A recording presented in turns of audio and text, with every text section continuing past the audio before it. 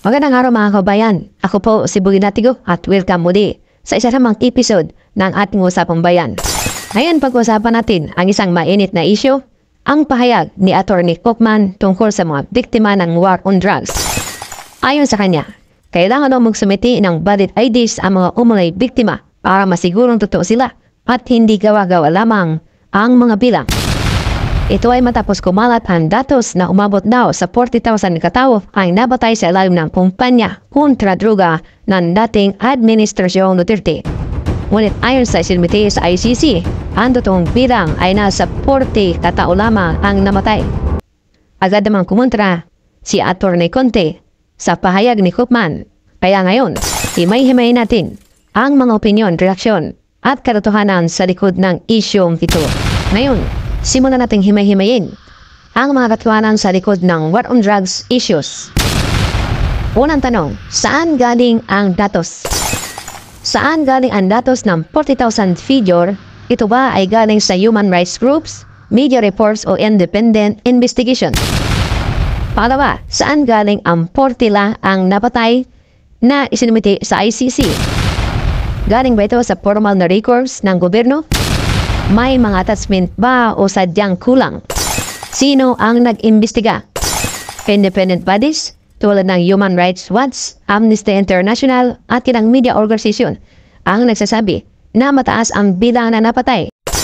Pero, ang kampo ni Duterte, gaya ni Attorney Koopman, ay gumagamit ng official na dokumento na isinumite sa ICC na umano'y may mas mababang bilang.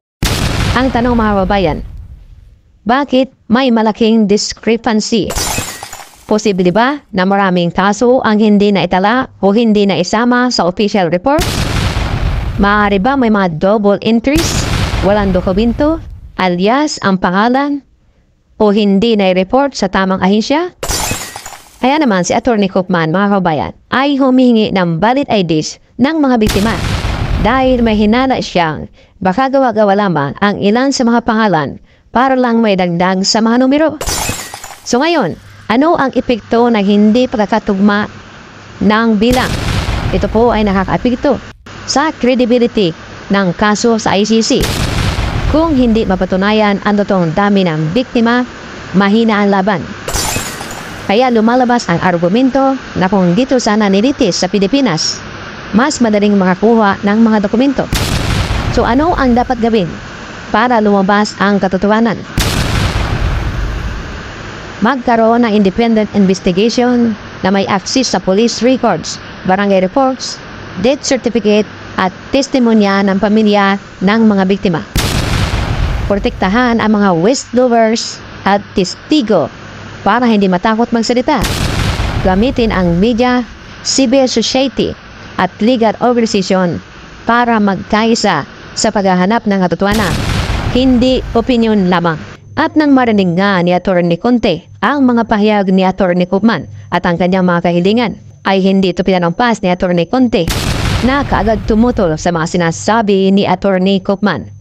Ayon kay Attorney Conte, ang ganitong klaseng pagdududa ay parang insulto sa mga pamilya ng tunay na biktima. Dagdag pa niya, hindi naman lahat ng tao ay may kakayahang magpresenta kaagad ng mga ID, lalo na kung mahirap sila o kung mismong sila ay nawala na ng kabuhayan dahil sa trahedya.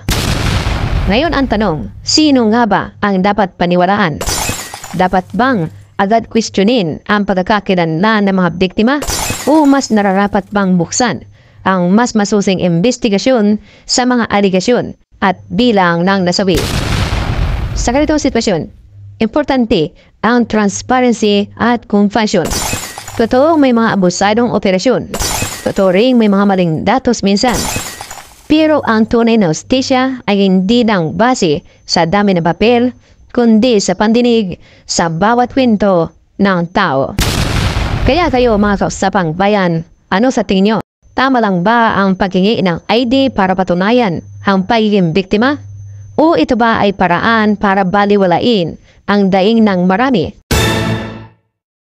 I-comment nyo ang inyong opinion sa ibaba.